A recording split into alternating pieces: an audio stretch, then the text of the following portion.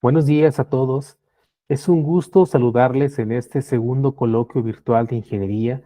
Mi nombre es Juan Miguel Hernández y tengo el honor de presentar nuestra segunda ponencia de este evento titulada Hacer que las cosas sucedan.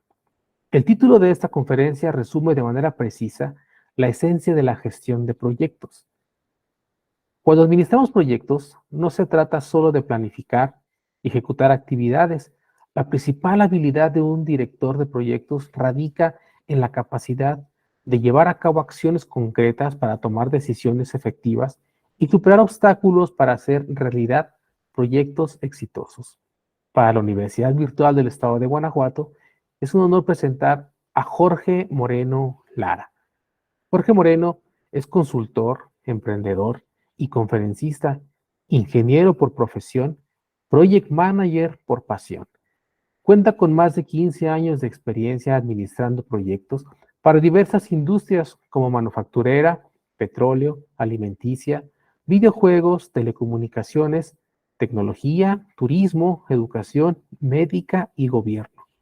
Jorge ha sido promotor de las buenas prácticas del Project Management Institute y la mentalidad ágil. Actualmente es presidente electo del PMI Bajío en México. Hablando de su formación, Jorge Moreno es ingeniero en sistemas con maestría en administración de proyectos. Además cuenta con diversas certificaciones profesionales como PMP, PMI-ACP, Scrum Master, ITIL, Six Sigma, entre otras. Después de esa semblanza de su persona y sin mayor preámbulo, damos la bienvenida y cedemos la palabra a Jorge Moreno. Adelante con esta conferencia. ¿Cuánto tiempo toma en promedio para que alguien sea lo suficiente bueno para que le paguen por realizar una actividad? ¿Cuánto, además, para que te paguen bien? Y ahora, ¿cuánto más para ser sobresaliente en lo que hace? Hola a todos.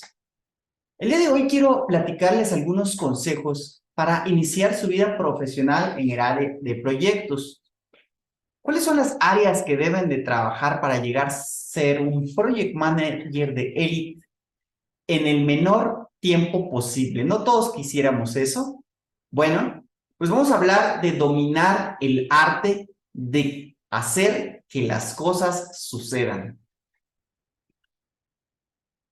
Hace algunos años, en el libro Outliers, The Story of Success, que en español se tradujo como Fuera de serie, ¿por qué unas personas tienen éxito y otras no? Escrito por Malcolm Gladwell, él popularizó la idea de que se requieren 10,000 horas de práctica para alcanzar un nivel de maestría en cierto campo específico. La verdad es que es difícil agrupar o decir un solo número para el sinfín de actividades que puede ser convertirte en bueno. Sin embargo, la administración de proyectos también es una actividad en la que tienes que practicar y tener mucha experiencia para poder decir que eres un buen project manager. Incluso el PMP, que es la certificación más conocida del PMI, te dice que para intentar al menos tomar el examen de certificación, tienes que tener 4,500 horas liderando un proyecto directamente, si es que tienes grado de licenciatura, porque si no tienes el grado, requieres al menos 7,500 para que te permitan hacer el examen, ver si pasas y de ahí poder tener la certificación de PMP, que ya es un grado distinguido de Project Manager, la certificación más conocida. Sin embargo, aún así no eres el mejor. Aún todavía puede ser que se requieran ciertas actividades para ser un Project Manager sobresaliente.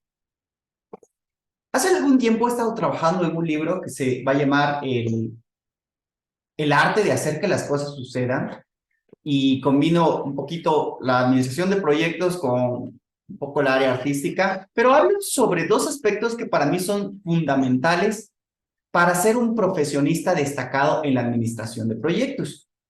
Uno es el contenido técnico que tienes que dominar, que tienes que saber, tanto la parte técnica como estratégica de los proyectos.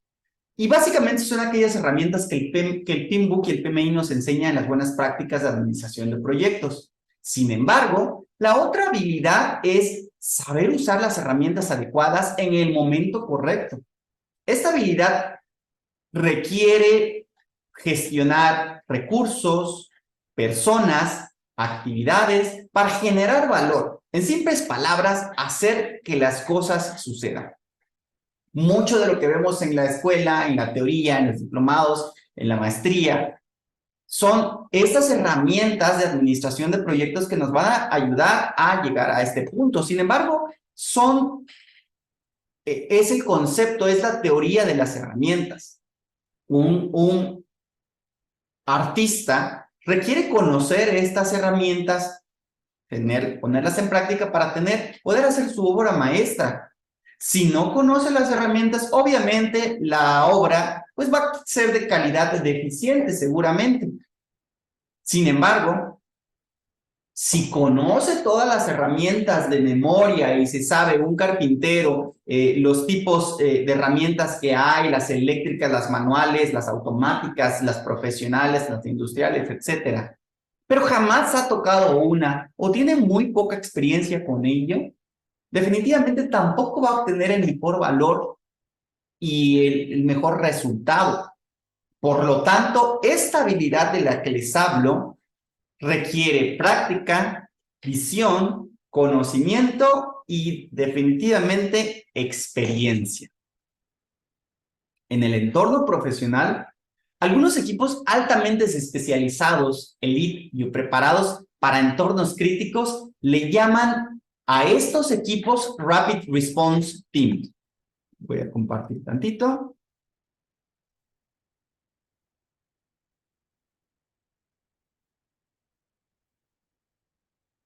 Para hablarle un poquito de los Rapid Response Teams.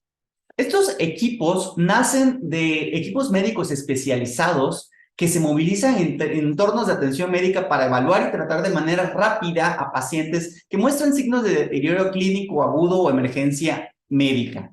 Sin embargo, este concepto me ha tocado verlo en diferentes industrias, por ejemplo, en la tecnología, para dar soporte a las aplicaciones críticas, en donde cada minuto representa miles y miles de dólares en tiempo perdido. O también he estado en la industria petroquímica y estos equipos son los que dan respuesta rápida para abordar fugas de productos químicos, incendios, explosiones, cualquier incidente que pueda tener consecuencias graves para la seguridad y el medio ambiente. Entonces, cuando me ha tocado ver este nivel de sincronización, este nivel de resultados en los equipos, es que pienso, este es el nivel de actitud que necesitamos en los project managers para que las cosas sucedan, para que los proyectos se muevan, para que podamos generar valor. Entonces, basado en eso, el día de hoy quiero mostrarle algunos consejos que nos van a hacer llegar de manera más rápida o digamos menos lenta a ser un project manager elite. Estos consejos están basados en la analogía de los Rapid Response Teams. Por lo tanto, para hacer que las cosas sucedan, el día de hoy vamos a hablar de los 5 puntos que creo que considero y que me hubiera encantado saber desde el principio, que pueden hacerte llegar a ser un project manager elite en menos tiempo. El primero de ellos es el que considero que más les va a hacer destacar y más va a hacer que su trabajo sea visible y agradecido por todas las personas de su equipo. Es resuelve problemas. Y no es en vano que el PMBOK está en esta última edición muy orientado al valor más que en las anteriores. Pues no es suficiente con a veces decir, oye, es que le marqué y estaba ocupado. No, pues sí lo intenté, pero pues la plataforma estaba lenta.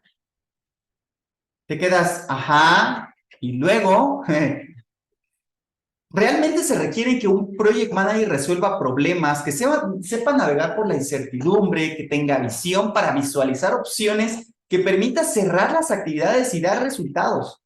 Resolver problemas, inconvenientes, retrasos, es definitivamente para mí la habilidad número 1 en un project manager.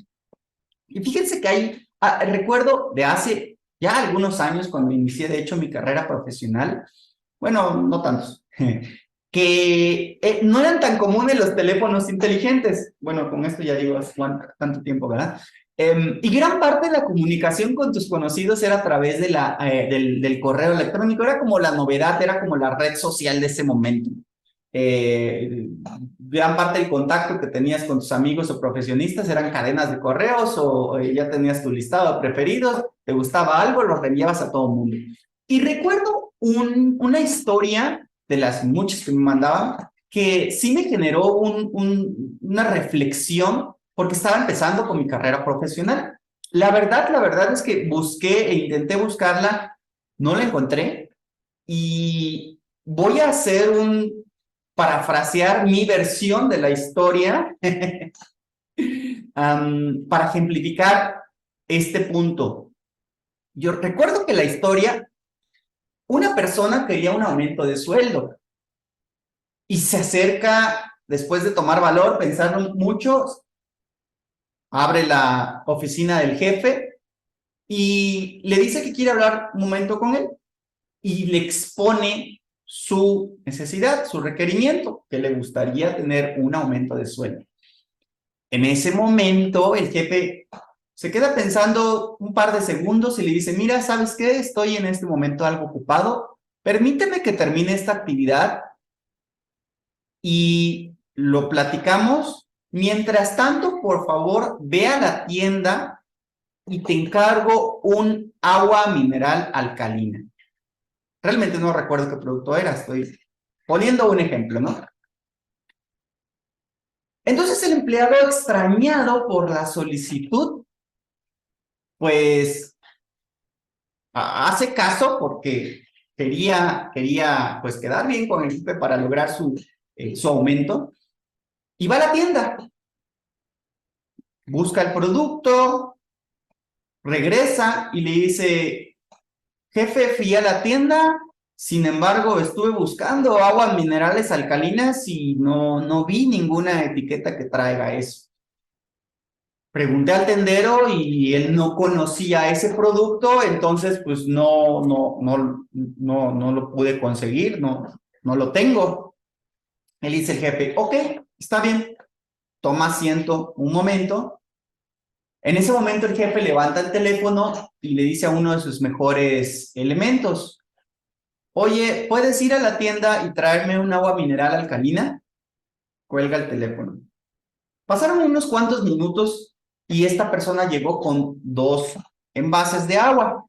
Le dice, jefe, estuve revisando en los anaqueles y no había algún producto específico que viniera con esa etiqueta. Sin embargo, busqué en internet las propiedades del agua mineral alcalina y veo que el pH tiene que ser mayor a 7. Ninguno de los elementos o de los envases que tenían ahí pasaban esa característica. Sin embargo, te traje las 2 botellas que tienen el pH más elevado y se acercan más a un agua mineral alcalina. En el regreso, busqué en la aplicación móvil y veo que en el supermercado de aquí cerca venden el producto tal cual como lo requiere. Sin embargo, el tiempo en el que lo traen son 40 minutos. Puedo hacer el pedido y mientras regresar estas botellas, ¿o crees que te funcionen estas? El jefe le dice, no hay problema, déjame las que tienes, muchas gracias. Entonces el empleado se quedó pensativo, reflexivo, y sin decir una palabra, se levanta, se da la vuelta y se regresa a su lugar. Este consejo y esta historia recuerdo que me generó mucha reflexión y decía, bueno, si voy a empezar a trabajar y quiero llamar la atención y quiero ser el mejor, entonces no puedo quedar con el no se pudo. Tengo que buscar la forma de dar opciones para lograr lo que me pidan. Y esa es una gran habilidad que muchas veces se adquiere hasta que se tiene responsabilidad como líder o responsable del proyecto. ¿Por qué? Porque ya eres el que está enfrente y el que tiene que dar reporte a las demás personas. Pero muchas veces estamos cómodos en nuestra posición y pues no se pudo, no pasa nada. Y aquí es donde creo que la actitud es ese switch que a veces dicen que vale más la actitud que la aptitud. Es ese sentido que debes de trabajar, incluso antes de tener el rol, para que puedas destacar, sobresalir y tener mayores posibilidades de escalar profesionalmente. Piensa en ello, ¿cómo puedo ser la persona que da opciones, la persona que resuelve problemas, aquella que siempre tiene una forma y busca de hacer que las cosas sucedan? El segundo punto que quiero compartirle es: apoya la honestidad. Dada la complejidad que pueden llegar a tener ciertos proyectos, obviamente depende de la industria, el tamaño, la criticidad de cada uno. Sin embargo, todo proyecto es complejo y todo proyecto tiene sus características propias. Y siempre nos enfrentamos a estos inconvenientes en los proyectos. Tenemos dos opciones: volvernos expertos en dar resultados o volvernos expertos en dar excusas. Y aunque suena difícil de creer, hay gente especialista en dar excusas. Siempre tiene argumentos, historias o culpables que soporten su falta de resultados. Y sí, son muy buenos dando estas historias y estos argumentos. Y no solo estoy hablando de políticos, también se da en nuestra profesión. Que aunque, como comentaba, el tener responsabilidad de los proyectos te enseña a entregar valor, te enseña a veces, a dar resultados. A veces hay muchas personas que este valor lo entregan maquillado. Es muy común escuchar los reportes maquillados, disfrazarlos, aparentar avances, cerrar tareas incompletas, priorizar el tiempo contra la calidad. Hace poco venimos organizando una serie de charlas en el capítulo PMI del Bajío llamada Mi Fracaso Épico, donde la misma gente de la comunidad nos cuenta sus peores fracasos en los proyectos y definitivamente aprendimos mucho sobre lo que han fallado y el aprendizaje que tuvieron de ello. Y recuerdo una charla donde una persona con buena experiencia, bastante capaz, se vio envuelta en una serie de sucesos desafortunados en su proyecto y nos platicaba que tenía ya varios años en la profesión para ese entonces. Sin embargo, este sería su proyecto más grande, un proyecto a nivel internacional, con muchos recursos a su cargo, por lo tanto, un proyecto bastante complejo. Nos contó que empezó muy bien, que aplicaba todo lo que sabía, que tenía grandes expectativas del proyecto, la gente bien entusiasmada. Sin embargo, obviamente, como creo que todos o a muchos nos pasa, pues generaba un poco de temor. Es normal cuando aparecen nuevos retos. El tema era que conforme avanzaba el proyecto, estos temores se fueron materializando.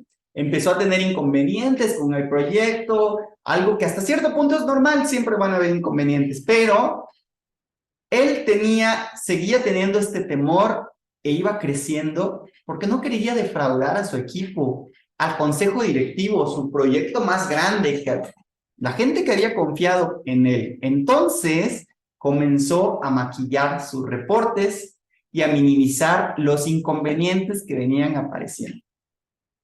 Esta persona empezó a informar actividades ficticias.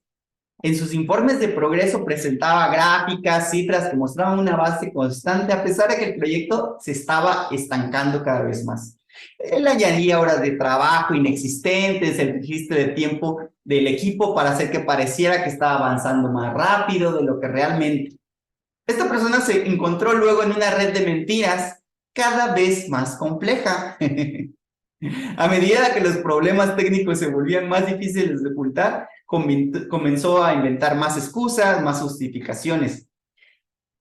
Y había prometido a los stakeholders que todo se resolvería pronto y que el proyecto estaría en marcha en poco tiempo. y no quería fallar su palabra. Ese era otro de los puntos que le empezó a meter mayor presión, que él daba su palabra que se resolvía y no quería fallar.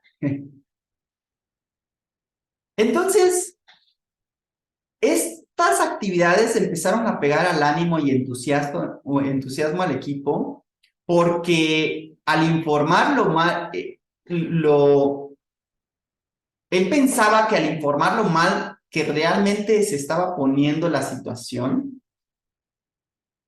iba a afectar el ánimo, iba a afectar las actividades, iba a tener un impacto negativo. Sin embargo, realmente pasó todo lo contrario. Llegó un momento de que los problemas eran tan obvios y todo el mundo sabía que esta persona estaba reportando otras cosas, que estaba maquillando, que todo el mundo se dio cuenta de que lo que reportaba eran solo sueños y palabras vanas. Al final él se enteró de que era percibido por la gran mayoría como esta persona que solo daba sueños o contaba, vendía humo. Y se enteró de la peor manera al ser destituido del proyecto. Entonces puede ser tentador de repente ocultar problemas, presentar una imagen de éxito a largo plazo. Sin embargo, la verdad siempre sale a la luz y las consecuencias pueden ser devastadoras. La verdad es que la credibilidad y la confianza son activos valiosos en nuestra profesión. Obviamente en cualquier carrera, pero al tener depositado la confianza en nosotros, definitivamente es un activo que debemos de conservar. Y hablo tanto el área profesional como el área personal aplica. La verdad es que estos recursos que están en juego y que nos confía son necesarios manejar correctamente durante todo el proyecto y sobre todo también las expectativas de las personas, que es un punto bastante importante el manejo de expectativas y administrarlo correctamente durante el proyecto, perdón, genera esta credibilidad y confianza. Sin embargo, una vez perdidos, definitivamente es difícil de recuperar. Imagínense, es como que una brújula, ustedes están confiando en esta brújula para llegar a su objetivo, pero si de repente empieza y le dan vuelta y sigue marcando el norte y sigue marcando el norte, aunque a lo mejor el día de mañana o en 5 minutos vuelva a funcionar, van a desconfiar ya cuando lo volteen, ya van a pensar, ¿estará funcionando esta cosa o no? Entonces, eso pasa en los proyectos. Una vez que se pierde la credibilidad, es difícil volverla a ganar. El tercer punto que quisiera compartirles es promueve la cultura del fracaso. Y es que en mi vida he conocido algunas personalidades que tienen una destacable habilidad de inventar argumentos, historias, como les decía. Incluso me he topado algunas que hasta parece que se creen sus propias mentiras. Un momento, dejo de compartir. La verdad es que hay personas que cuando llegan a este límite me hace pensar que ya llegan al límite de ser mitómanos. Sin embargo, me he puesto a pensar, bueno, ¿por qué alguien puede llegar a vivir en una red de mentiras? Porque tal cual viven, una mentira le lleva a la otra y la otra a la otra. Y a veces he pensado que, que para que una persona llegue a esos niveles, es que viene en un contexto complicado. Puede ser de baja autoestima, falta de atención, problemas familiares, problemas complejos, no lo sabemos. Y es difícil que podamos saber a profundidad si la persona no te confía, o incluso es posible a veces, o es difícil poder hacer una diferencia con alguien que ya está en este nivel. Sin embargo, lo que sí podemos hacer en nuestro entorno de trabajo es generar esta cultura del fracaso. ¿Por qué la gente a veces prefiere decir mentiras o maquillar la verdad? Porque a veces se topan con entornos muy exigentes de trabajo donde el fracaso no es opción, donde hay que tener resultados, y el no tenerlos son castigos, burlas, humillaciones, etcétera. No sé si a ustedes les ha tocado ambientes de esta manera, pero realmente son muy tóxicos, muy desagradables y la mayoría los busca evitar. Hay mucha rotación de gente, porque no es fácil, es muy complicado vivir en esos entornos tan complejos, tan tóxicos. Hay una frase que dice que detrás de una persona exitosa hay muchos años de fracaso, y sí lo creo. Muchas veces eso sucede en los proyectos, sobre todo cuando hablamos de proyectos de innovación, nuevas tecnologías, proyectos intangibles o donde los requerimientos son muy dinámicos. Dada la naturaleza de este tipo de proyectos, es casi imposible conocer a exactitud o detalle el proceso para lograr el objetivo del mismo. Por lo tanto, la mejor opción es confiar en los enfoques adaptativos o empíricos, que de manera muy general se trata de probar, fallar, aprender, probar, fallar, aprender. Muy empírico.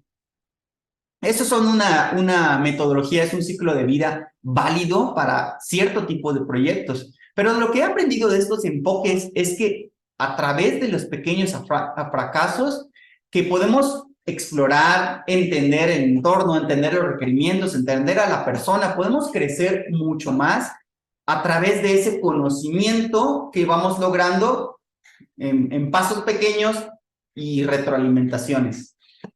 El tener esta apertura en nuestros equipos de trabajo, fomentamos la innovación, desarrollamos ambientes de confianza, promovemos la colaboración. En general existe un mejor ambiente de trabajo, aún con entornos muy complejos, con proyectos complejos. Algunos han escuchado la frase de Tomás Alva Edison que dice: no he fracasado, he encontrado 10,000 formas que no funcionan.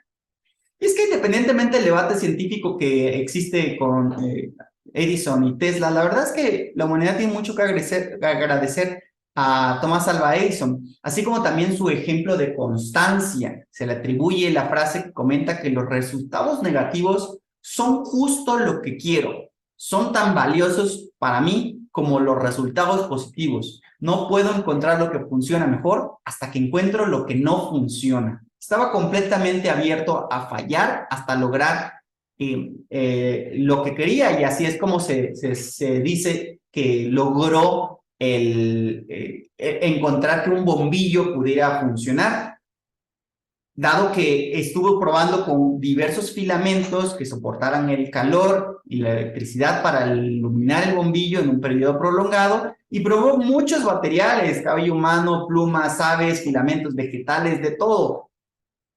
Son las 10,000 maneras que se comenta, y porque se quemaban o se descomponían, y a pesar de esos fracasos no se rindió.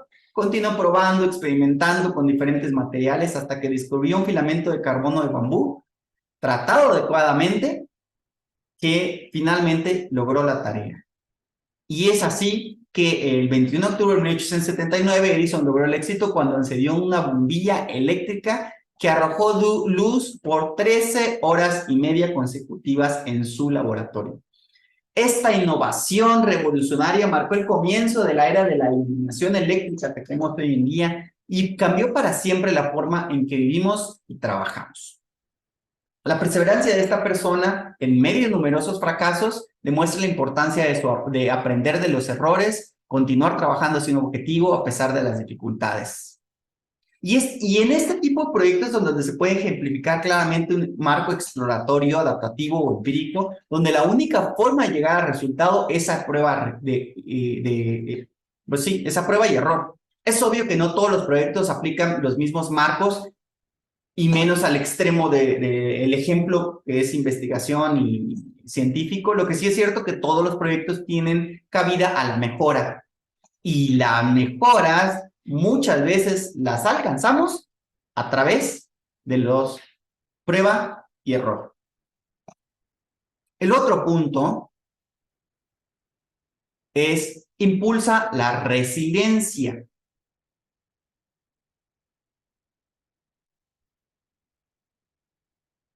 Y aquí adapté una frase de Charles Darwin, que seguramente muchos han escuchado.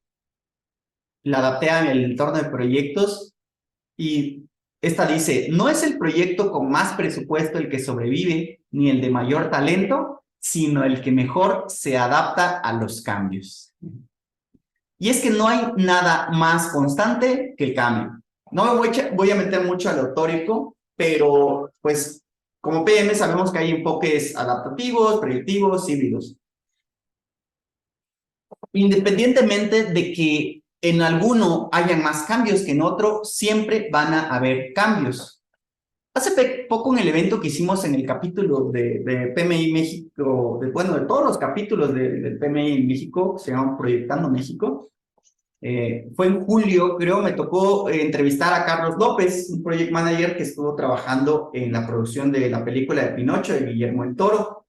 Y recuerdo que él comentaba que fue llamado como consultor para la propuesta tecnológica de las instalaciones en Guadalajara. Eran instalaciones tipo One Stop Shop, en donde ahí se tenía que realizar todo lo necesario para la producción de la película. Digo, eran varios lugares, pero cada uno estaba tenía que hacer la parte correspondiente completa. El tema es que después de la entrega, todos los retos que involucró, obviamente, hacer el plan, buscar lo que se requería tecnológicamente, etcétera, entregó. Y lo más difícil es que después de que entregó el plan, lo llaman para trabajar tiempo completo en la implementación de su plan. Cuenta que entre los múltiples retos, la mayor problemática fue la adquisición de toda la infraestructura tecnológica que se requería. Por el alto nivel de especialización técnica, por la disponibilidad de los dispositivos electrónicos en la escasez que hubo, por el grupo multinacional en el que estaba involucrado, por las diferentes necesidades y requerimientos que tenía de los diferentes grupos, por los términos legales en los que se tenía que hacer las licitaciones, no podía poner marcas, no podía poner ciertas cosas. Y esto adicional a la presión del tiempo que tenía sobre el estudio para obtener la película y los entregables. Y uno de los puntos más interesantes donde la resiliencia tomó un papel muy importante, poder adaptarse, tener resultados, haciendo uso de persuasión y negación con los proveedores, es que, esto sí me llamó mucho la atención, como la licitación empezó a tomar tiempo y las preguntas y los requerimientos y la parte técnica y la falta de proveedores, etcétera, y los tiempos de entrega, empezó a negociar un showroom. ¿Qué hizo? Le dijo a los proveedores, a ver, para probar que tu producto es el mejor, tráemelo a un showroom, aquí lo revisamos, lo probamos, y si sí me funciona, te doy luz verde en la licitación. Resulta ser que gran parte, o bueno, no gran parte, una parte de la película se grabó con infraestructura tecnológica prestada a manera de demo. Con esto pudieron avanzar con las tareas administrativas de la parte de la licitación, la parte de las compras, pero no impactaban el cronograma de la filmación. Obviamente sorteaban muchísimas cosas. El cambio de equipos, el préstamo, los tiempos de llegada, la disponibilidad de los equipos, los tiempos y costos de cambios de infraestructura, el tiempo de montaje y desmontaje, el traer otro proveedor, etcétera. Esto sumado a la salud por la pandemia, a los temas políticos que también tuvieron en Guadalajara, nos comentan, los cambios de presupuesto, incluso tuvo un pleito ahí con la estrategia directiva, pero todos conocemos el desenlace. Una película multigalardonada, ganadora de premios Oscar. En el contexto. Tuvo que pasar por muchos cambios y muchas cosas que no había planeado, pero no se rindió, buscó opciones, se adaptó y pudo obtener los resultados que necesitaba. En el extremo contrario, me ha tocado participar en proyectos donde las personas y los procesos son muy cuadrados, renuentes a los cambios. Si se sale del plan, no lo podemos hacer. Si no estaba estipulado, no lo validemos, ni siquiera lo podemos platicar casi. Cuando tienes una propuesta, siempre hay argumentos en contra del por qué no. Es muy cansado estar en este tipo de proyectos. Te sientes que estás luchando contra la marea y cualquier idea nueva tiene que pasar un largo trayecto para que muchas veces te la reboten y no pase nada. Entonces es más fácil no hacer nada que buscar opciones que funcionen. Y generalmente esto hace un ambiente conformismo, insatisfacción. Mientras que promover la resiliencia en los equipos de proyectos puede conducir a un desempeño más sólido, una mejor capacidad para adaptarse a un ambiente de trabajo más saludable y productivo. Estos beneficios generan un impacto positivo, tanto en los resultados del proyecto como en la satisfacción de los miembros. A ver, les muestro aquí. Comparto. El siguiente punto es dinamiza la simplicidad. Y en este último punto, para mí es importante, y siempre digo, menos es más, o como dicen en inglés, keep it simple. Mientras que algunos de los primeros puntos que mencionaba será más frecuente en las personas que recientemente inician en la profesión, este punto en específico me ha tocado tanto con gente que tiene pocos años como gente que tiene muchísima experiencia. Por ejemplo, a mí me pasó, cuando estaba recién saliendo de la maestría en administración de proyectos, tenía un mundo de información y plantillas y cosas que quería ya empezarlas a aplicar. Y entonces, mis primeros proyectos los hice muy burocráticos, muy pesados, porque quería usar todo ese conocimiento y metía muchos documentos, documentación y procesos innecesarios, ¿no?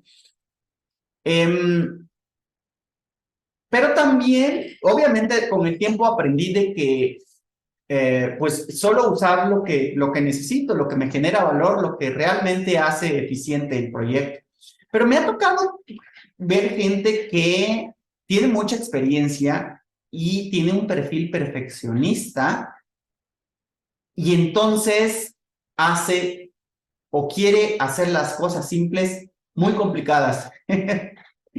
Recuerdo que tuve un cliente que me llamó para una consultoría, él tenía una empresa y estaba en problemas la empresa, no lograba obtener los resultados que quería. Después de análisis, varias reuniones, platicar con la gente y ver las actividades que hacían, pues sí me tocó ver que tenían un exceso de procesos, de controles, de herramientas. Quería cumplir con muchos estándares, estaban metidos en todas y cada una de las actividades de su grupo de trabajo. Influenciaba directamente y presionaba a hacer las cosas a su manera. Es cierto, esta persona tenía mucha experiencia en empresas multinacionales y quería aplicarlo todo y al mismo tiempo en su emprendimiento, cuando realmente su equipo era relativamente pequeño, alrededor de 10 personas. Recuerdo que lo primero que hice para intentar ponerle orden a ese complejo mundo de procesos y actividades es, bueno, vamos a organizarnos en sprints por semanas, porque tenía una plataforma muy buena, tenía todas sus actividades, pero era un mundo, eran impresionantemente enorme. Entonces dije, bueno, vamos a dividirnos por semanas, vamos a hacer sprints y en esa semana vamos a tomar de todo este mundo de cosas solo lo que queremos obtener esa semana. Estuvimos trabajando y en la primera sesión de planeación donde trabajamos un backlog para esa semana, el cliente seleccionó más de 200 actividades para la primera semana. La única forma de realizar estas actividades era que todos trabajaran un promedio de 10 a 12 horas al día. Y se lo hice ver, y él le parecía aceptable, estaba bien. Él decía que trabajaba usualmente más que eso. Entonces, después de tener esa expectativa y lo que esperaba de cada uno de los miembros, definitivamente, pues, mi labor fue cambiarles esa expectativa, hacer entender que tenemos que trabajar en cosas más pequeñas y en el tiempo que tienen las personas.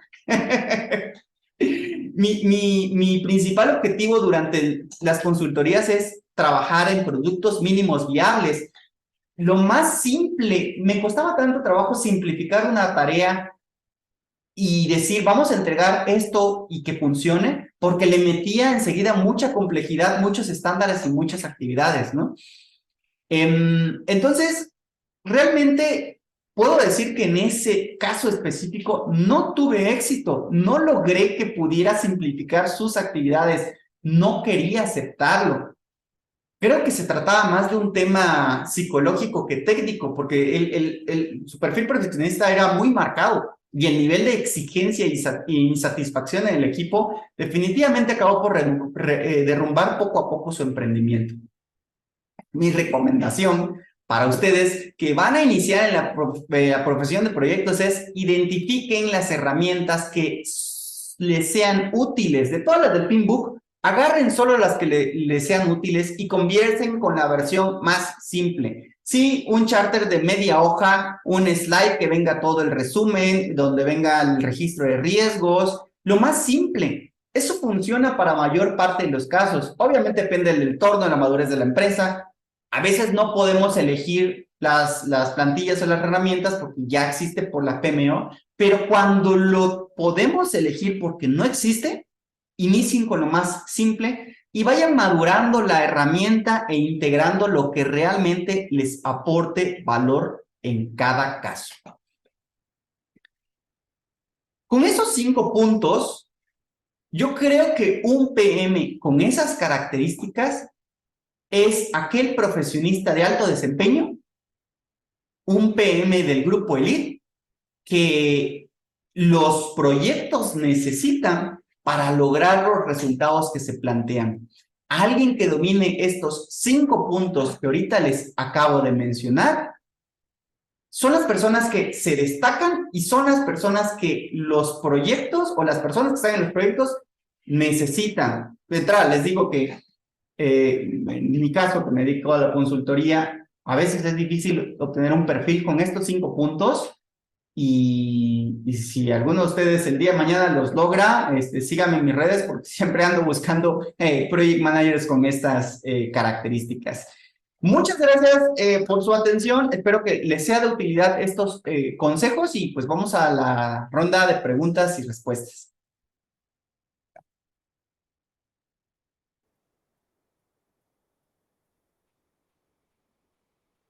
Jorge, muchas gracias por esta interesante ponencia. Tu experiencia nos da una gran visión de aspectos muy puntuales que debemos considerar cuando participamos o lideramos algún proyecto. Y si me permites, tenemos algunas preguntas que nos gustaría no respondas para nuestra audiencia. Sin duda, las recomendaciones que nos hace reflejan una respuesta a los entornos que hoy vivimos, entornos complejos, de incertidumbre, volátiles. Desde tu punto de vista y con base en tu experiencia, en México, ¿cómo es la cultura de las organizaciones para gestionar proyectos?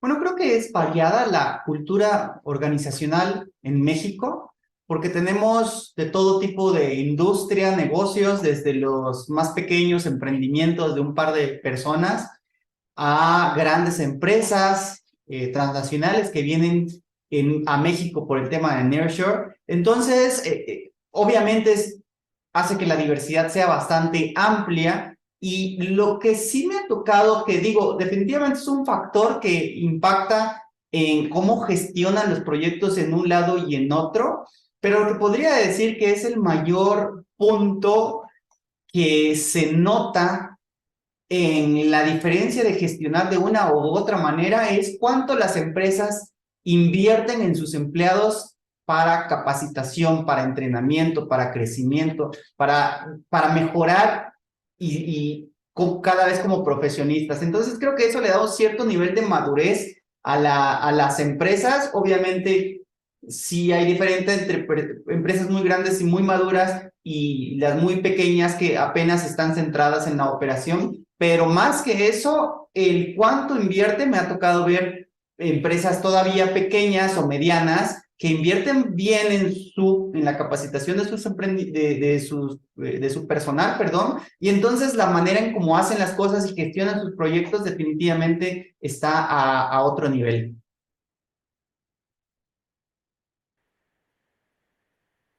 Muchas gracias, Jorge. Esta pregunta va enfocada a nuestros estudiantes. ¿Qué consejo les puedes dar para aquellos estudiantes que se preparan y que quieren incursionar en el ámbito de la administración de proyectos? ¿Por dónde comenzar a forjar camino, Jorge? Bueno, el primer consejo que yo les daría es la mejor forma de aprender algo es haciéndolo. Entonces, a pesar de que todavía no tengan quizás roles de un project manager que tiene ciertas responsabilidades a su cargo por el tema de experiencia a lo mejor, sí podría decir que proyectos llevamos en todos lados, entonces en los proyectos que hagan en su casa, con su familia, proyectos personales, incluso proyectos de emprendimiento, usemos herramientas de administración de proyectos para empezar a familiarizarnos y cada vez tener mayor facilidad y discernimiento entre qué herramienta funciona mejor que otra. A lo mejor otro consejo adicional que les hago es busquen integrarse en proyectos profesionales, aunque a veces no sea el mejor pagado, o a veces, es más, si no tienen la oportunidad de integrarse profesionalmente en un proyecto pagado, busquen voluntariado que impacte y que puedan ustedes ejercer la administración de proyectos. Yo los invito al voluntariado del PMI, que definitivamente necesitamos muchas manos y usamos las herramientas obviamente para hacer los eventos, para hacer las actividades que tenemos dentro del Project Management Institute, del capítulo Bajío, y entonces definitivamente salen con nuevos aprendizajes y herramientas que ya lo llevaron a cabo en los diferentes proyectos que tenemos, ¿no? Así es, muchas gracias, Jorge. De hecho, soy testigo de los beneficios y conocimientos que puede traer el voluntariado en organizaciones como PMI, como bien lo menciona Jorge. Es un buen camino para ampliar sus horizontes y conformar su preparación. La siguiente pregunta es, ¿cuál de las 5 recomendaciones que nos haces, Jorge, consideras que es la de mayor complejidad de adopción en las organizaciones? ¿Cuál de los 5 consejos? Bueno, te podría decir que en cada contexto y en diferentes tipos de industrias, empresas, se batalla de una u de otra forma, ¿no? Por decir, el primer ejemplo que me venga, resolver problemas, gobierno, ¿no? Es muy complicado de repente el hacer pues cosas que no son de mi área, simplemente. Apoyar la honestidad, bueno, a lo mejor donde hay mucha presión o proyectos críticos, es muy difícil ser apuntado por todos y tener que decir la verdad, entonces a veces tiende la gente en este tipo de ambientes a maquillar un poco las cosas. Promover el fracaso justo en donde se tienen muchas responsabilidades o mucho en juego, pues lo último que quiere el cliente es fracasar, es cómo se logra, ¿no? La resiliencia, en donde hay contratos que hay que seguir al pie de la letra, porque así lo dice el contrato, qué difícil es modificar algo para poder obtener un resultado. No, el contrato, el Statement of Work dice esto. O la simplicidad, ¿no? En empresas muy grandes donde hay mucha burocracia, mucha documentación, mucho normativa, es difícil poder hacer algo simple que resulte porque ya existen ciertas normas. Entonces diría que en cada uno de las industrias, empresas específicas, tienen sus propios retos y bueno, ahí toca como project manager equilibrar cuál funciona mejor en cada caso, cuál sí se puede aplicar para cada proyecto, ¿no? Ok, muchas gracias, Jorge. La siguiente es, para las empresas u organizaciones que apenas comienzan una cultura de la gestión de proyectos, gestionar proyectos con metodologías, con buenas prácticas, con personal enfocado a ese tipo de actividades, ¿cómo lograr conformar estos equipos de élite que mencionas?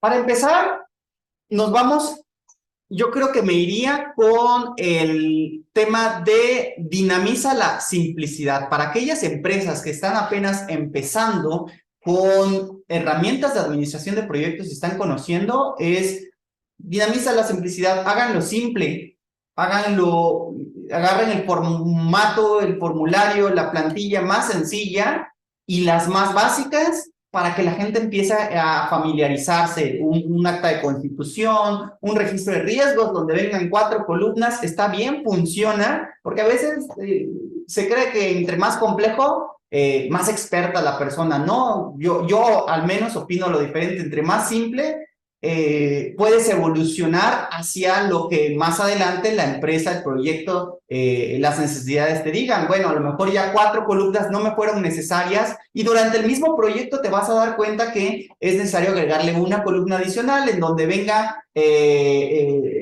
la categoría del riesgo. Ok, te funciona para eso y lo vas agregando y entonces vas evolucionando conforme lo que realmente utilizas. Pero de nada te sirve empezar con un formulario de 16 columnas en donde 10 de esas solo es información que nunca vas a necesitar y que al contrario, alguien que va a registrar un riesgo va a decir, oye, pero ¿de dónde saco tanta información si no tengo ni idea, no? Entonces, ese sería mi consejo para los que apenas están iniciando con las herramientas de proyectos. Muchas gracias. Y por último, ¿qué papel juega el liderazgo, la transparencia, la comunicación en el ámbito de la administración de proyectos? Liderazgo, transparencia y comunicación definitivamente van con la parte humana de los proyectos y gran parte del éxito de ellos es cómo gestionamos a las personas que estamos involucradas en los proyectos, cómo nos llevamos, cómo nos comunicamos. Esa comunicación es el punto importante del éxito de un proyecto y también del liderazgo. No en vano muchos libros de liderazgo hablan sobre cómo comunicar efectivamente y creo que ese es un arte también que se requiere de practicar, se requiere de retroalimentar, se requiere de generar esa habilidad. Algunos nacen con esa habilidad, algunos la desarrollan, algunos llegan al ámbito profesional sin haberla desarrollado tanto. Les digo, por ejemplo, en mi caso, perfil ingeniero, en donde me tocaba mucho programar y pues trabajaba muy bien solo. Y al momento de empezar ya a trabajar no con máquinas, sino con personas, híjole, qué difícil, ¿no? Y desde ese momento, personalmente yo soy Toastmaster, que es una organización sin fines de lucro que se dedica a ayudar a la gente a comunicarse mejor. Y llevo años haciéndolo porque todavía creo que hay mucha área que puedo ir desarrollando, pero también veo el impacto que tiene en mis proyectos, en lo que hago y en general en mi vida profesional e incluso personal, ¿no? Entonces, sí, mi consejo es desarrollen la comunicación para cada vez ser mejores líderes y mejores administradores de proyectos. Muchas gracias. Agradecemos de verdad a Jorge Moreno Lara por esta interesante conferencia. Igualmente agradecemos al capítulo PMI Bajío con quien realizamos las gestiones para que esta conferencia fuera posible. Muchas gracias. Eso es todo por mi parte. Un gusto y hasta luego.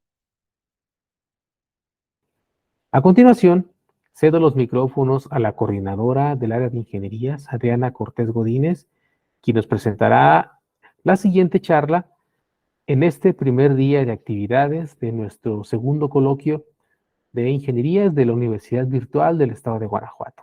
Adelante, por favor.